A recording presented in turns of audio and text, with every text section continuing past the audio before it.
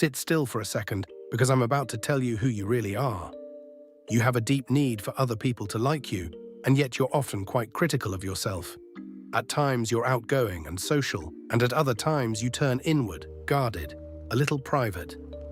There's a real store of potential in you that you haven't turned into anything yet. On the outside you look controlled, but on the inside you tend to worry you've made the wrong call. And a few of your hopes, if you're honest, are just a little unrealistic.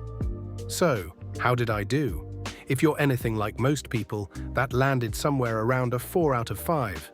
Accurate. Strangely personal even. Here's the problem with that. I have never met you. I don't know your name, your age, or a single true thing about your life. That paragraph wasn't written for you.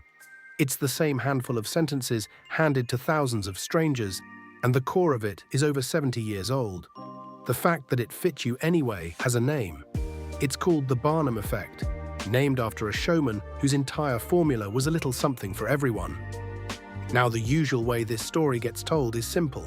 The sentences are vague, so they fit everybody, and gullible people fall for it. And that's true, as far as it goes. But it isn't the interesting part, and it isn't really why it works. Look again at what just happened inside your own head. Those sentences were almost empty, a need to be liked, critical of yourself, a few unrealistic hopes. They don't actually say anything. So your brain did the thing brains always do with a blank space. It filled it. When I said you're sometimes guarded, you didn't hear a vague phrase. You pictured a specific moment, a specific person you don't fully open up to. You reached into your own life and you supplied the evidence. Which means the trick was never really mine. The paragraph was just a mirror. The one doing the convincing, the real con artist in this whole story was you. To see how reliable this is, go back to a college classroom in 1948.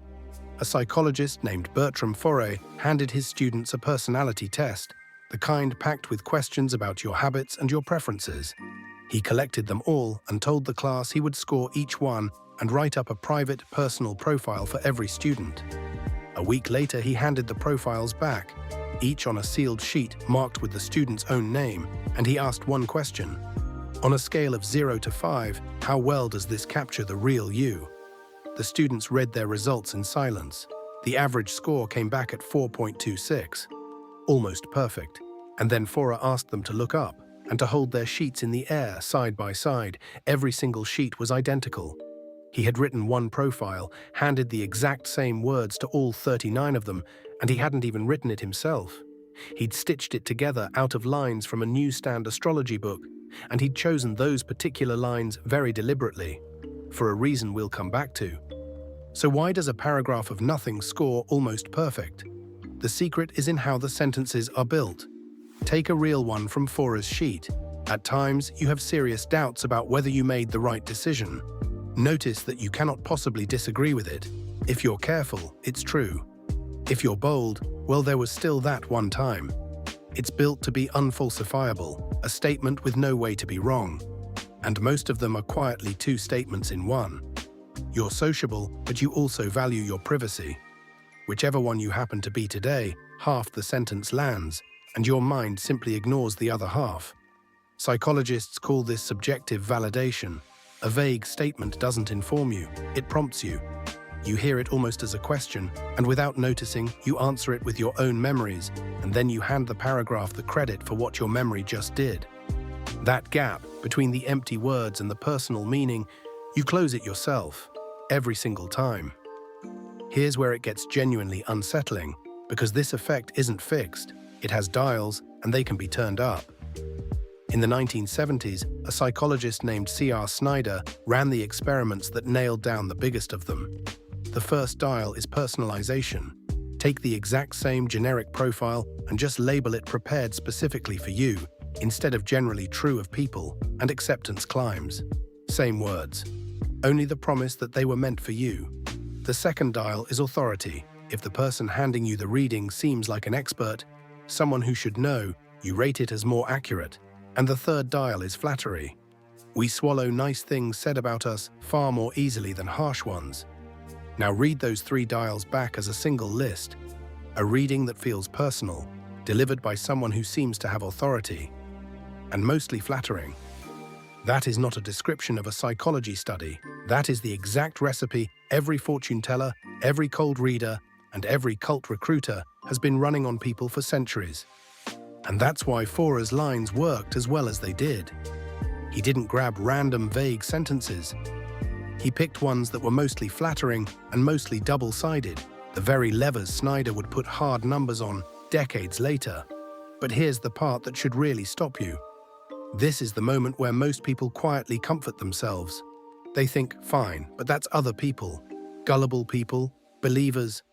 I'm far too clever to fall for this, except the research says that being clever buys you almost no protection at all. Being smart, being well-educated, it barely moves the needle.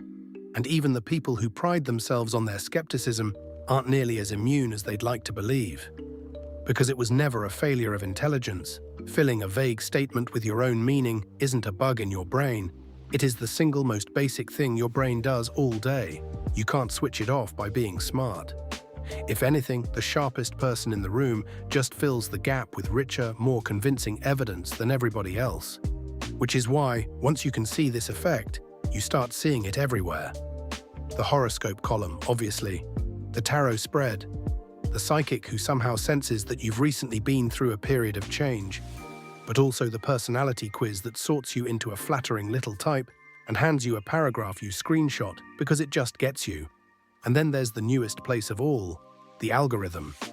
Think about the feed that feels weirdly aimed at you, the ad that seems to have read your mind, the recommendation labeled in those exact words chosen specially for you. In 2023, researchers tested that phrase directly and found that simply telling people a recommendation was personalized made them rate it as higher quality, even when nothing behind it had actually changed. It's Snyder's very first dial, personalization, now running at the scale of billions of screens, the oldest trick in psychology, quietly automated. So can you actually defend yourself against a trick your own brain is running? You can't shut off the meaning-making, but you can catch it with two quick questions. The first one, would the opposite also sound true? You have a need to be liked. Well, would you don't much care what people think have felt like you on some other day? If both versions fit, then the sentence never told you anything. The second question, would this describe a total stranger? If you'd nod along to the very same paragraph handed to the person sitting next to you, then it was never about you at all. And here's the quiet test underneath both of them. A real insight about you can be wrong. That's exactly what makes it real. Anything that cannot possibly be wrong hasn't described you. It has just handed you a mirror and waited for you to do all the work. So go back to that paragraph from the very start, the one that felt a little bit personal. Nothing about it has changed. It's the same handful of empty, unfalsifiable, gently flattering lines it always was. The only thing that ever made it feel like you was you. And honestly, that's not something to be embarrassed about. It's the same machinery that lets you find yourself in a song or a poem or a stranger's story that somehow feels like your own. You are a meaning-making machine, and that is genuinely a gift. It just means that every now and then, someone or something is going to hold up an empty mirror and quietly hope you don't notice who's doing the work. Now you will, so the next time a paragraph feels like it was written just for you, you'll know exactly what to check first. If this is the kind of thing you want more of, subscribing really is the only reason a small channel like this one gets to keep making them. I'll see you in the next one.